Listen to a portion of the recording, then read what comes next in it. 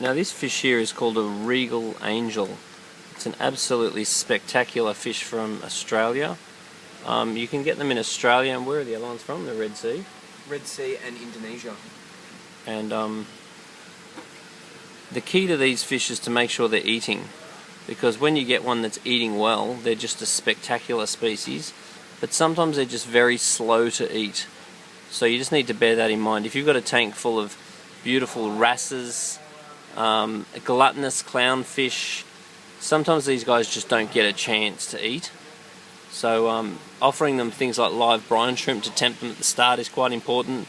Frozen brine shrimp, mysis shrimp, stuff like that. Once you get them gutsing down spectrum, then you're in business. Then you make sure they're getting all the good vitamins and so forth.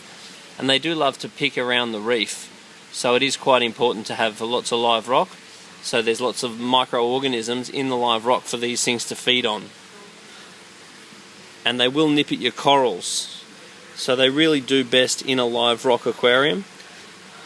And it's good to go down to your aquarium shop and try and pick up some cheap corals, so they can sort of decorate your aquarium and you can allow these guys to nip at it.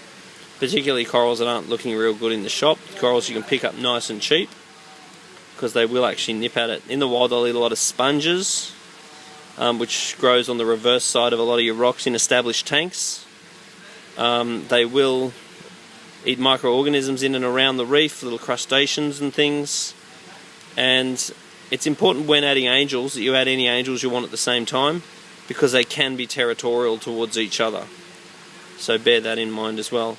So they're definitely not the easiest fish in the world to keep. People have very mixed experience with them. Some people get them in their tanks, they feed well, they survive really well. In general, you've definitely got to watch them with coral. If they do eat a particular coral in your reef aquarium, don't replace that particular coral. And from one specimen to the next, you will get a lot of variation for which corals they eat and which they don't. So it just comes down to the experience you have with your particular Regal Angel. But all in all, they're a spectacular addition to the tank. They are fairly shy, particularly at the start.